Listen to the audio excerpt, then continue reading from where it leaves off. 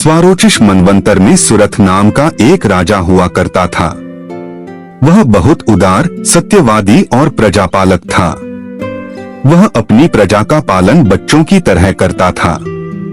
वह दानी था, किसी से झगड़ा पसंद नहीं करता था और धनुर्विद्या में निपुण था। जब वह इस प्रकार राज्य कर रहा था, तभी कोल नगर के विनाशक कहलाने वाले म्लेच्छ उसके शत्रु बन गए। कुछ ही समय में राजा सुरथ ने उनसे युद्ध किया। यद्यपि राजा की सेना संख्या में अधिक थी, फिर भी वह युद्ध हार गया।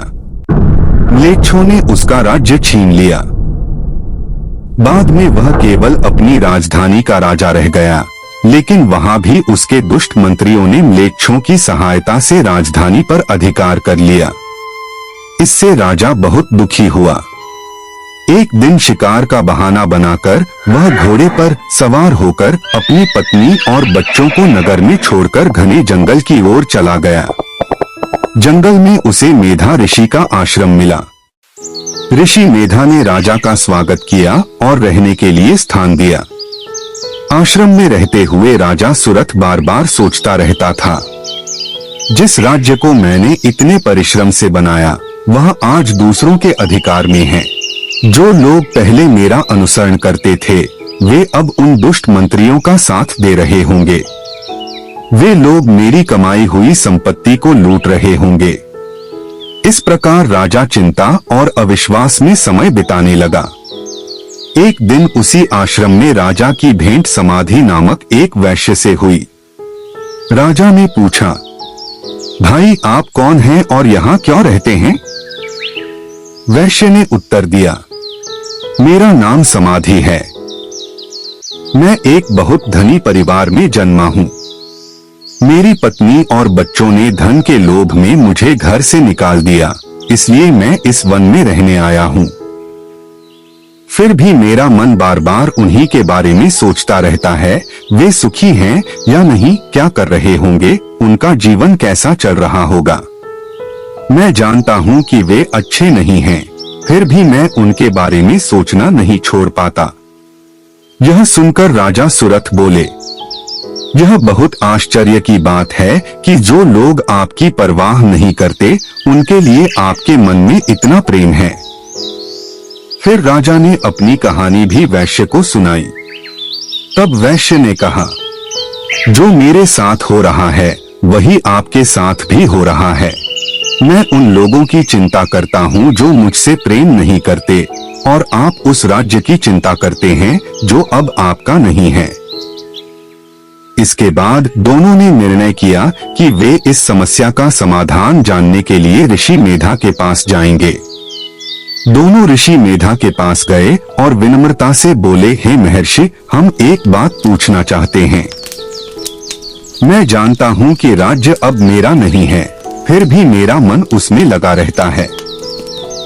इसी प्रकार यह वैश्य जानता है कि उसके परिवार ने उसे त्याग दिया है, फिर भी वह उनके कल्याण की चिंता करता है। हमारे मन ऐसे लोगों और वस्तुओं की ओर क्यों आकर्षित होते हैं जो हमारे नहीं हैं? कृपया इसका कारण बताइए। ऋषि ने कहा, हे राजन, सभी प्राणियों में ज्ञान होता है, लेकिन सबकी समझ अलग अलग होती है।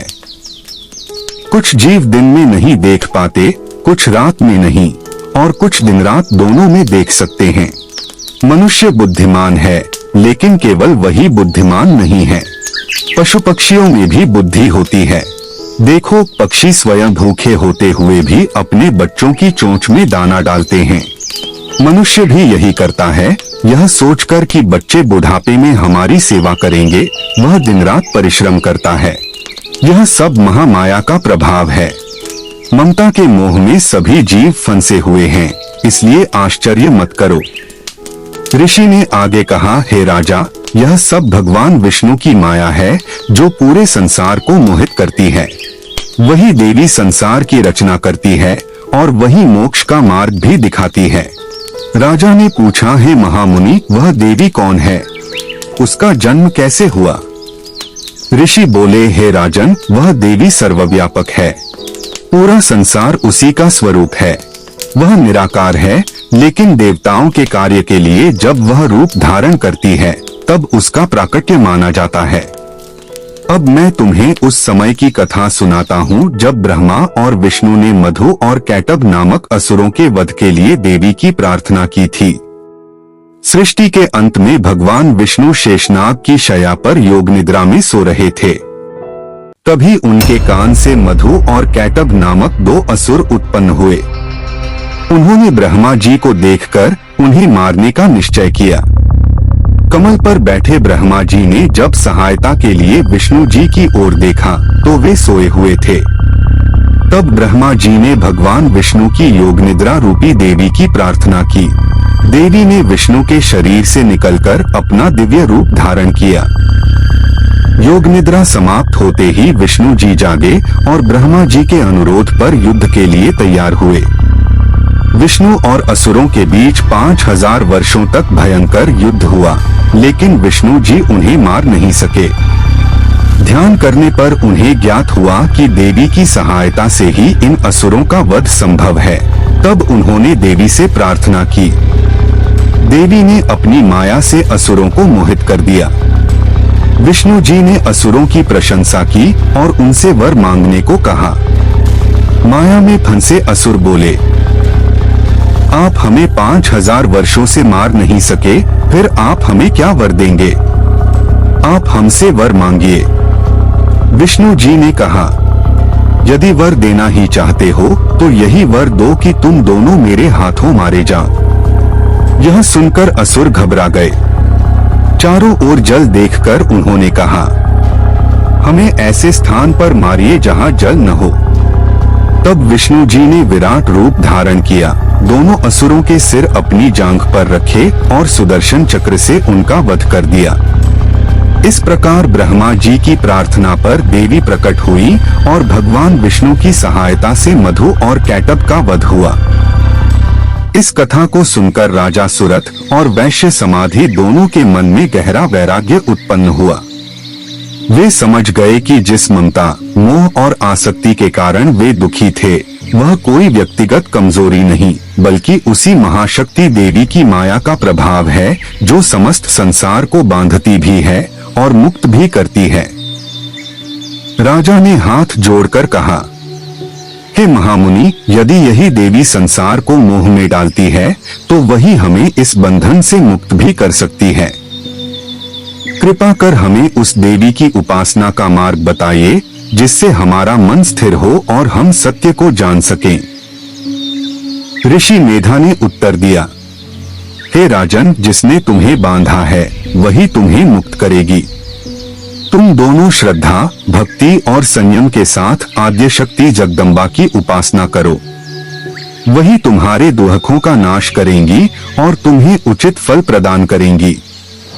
ऋषि के उपदेश अनुसार राजा सुरथ और वैश्य समाधि ने कठोर तपस्या आरंभ की। उन्होंने अन्न जल का त्याग कर मन को एकाग्र करके देवी महामाया की स्तुति की। उनकी निष्ठा और भक्ति से प्रसन्न होकर देवी स्वयं प्रकट हुई। देवी ने वरदान देते हुए कहा, हे राजन, तुम पुनः अपना राज्य प्राप्त करोगे और धर्म पूर्वक शासन करोगे। और हे वैश्य, तुम्हें परम ज्ञान की प्राप्ति होगी जिससे तुम इस संसार के बंधनों से मुक्त हो जाओगे।